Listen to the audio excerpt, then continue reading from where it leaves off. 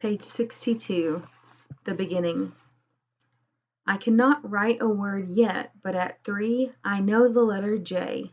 Love the way it curves into a hook that I carefully top with a straight hat, the way my sister has taught me to do. Love the sound of the letter and the promise that one day this will be connected to a full name, my own, that I will be able to write by myself, without my sister's hands over mine, making it do what I cannot do yet. How amazing these words are that slowly come to me, how wonderfully on and on they go. Will the words ever end? I ask whenever I remember to. Nope, my sister says, all of 5 years old now, and promising me infinity. Hope. The South doesn't agree with my brother. The heat sandpapers his skin. Don't scratch, my grandmother warns, but he does, and the skin grows raw beneath his fingers. The pollen leaves him puffy-eyed, his small breaths come quick, have too much sound around them. He moves slow, sickly now where once he was strong, and when his body isn't betraying him, Ohio does. The memories waking him in the night, the view from my father's shoulders, the wonder of the Nelsonville house, the air so easy to breathe. You can keep your South, my father had said. Now Hope stays mostly quiet, unless asked to speak, his head bent inside the superhero comic books my grandfather brings home on Fridays.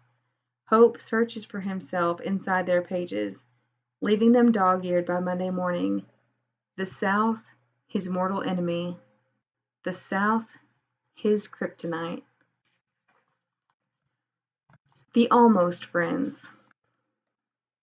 There's the boy from up the road with the hole in his heart. Some afternoons he comes to sit in our yard and listen to our stories. Our Aunt Kay, we tell him, lives in New York City, and maybe we will too someday. And yes, it's true, once we lived in Ohio. That's why we speak the way we do. We don't ask about the hole in his heart. Our grandmother warns us we know better than that. There is Cora and her sisters across the road. One word in my grandmother's mouth. You stay away from Cora and her sisters. Their mother left the family, ran off with the church pastors. Cora and her sisters sometimes sit watching us.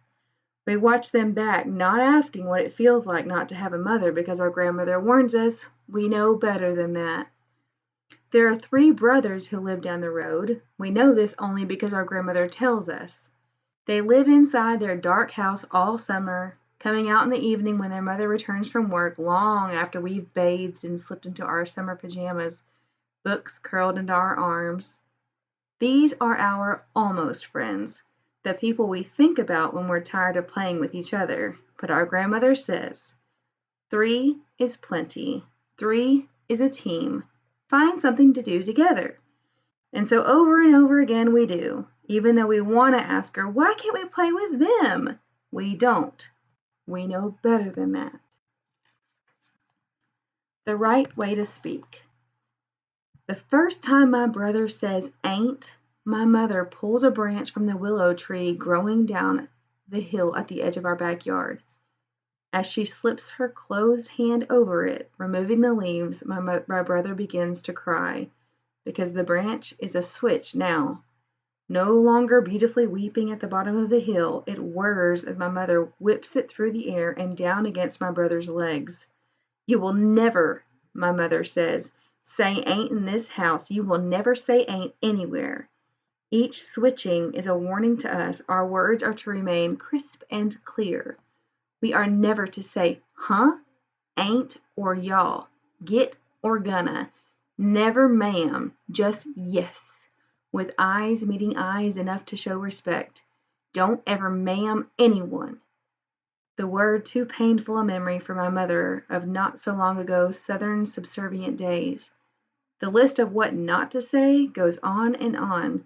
You are from the North, our mother says. You know the right way to speak. As the switch raises dark welts on my brother's legs, Dell and I look on, afraid to open our mouths, fearing the South will slip out of them or into them.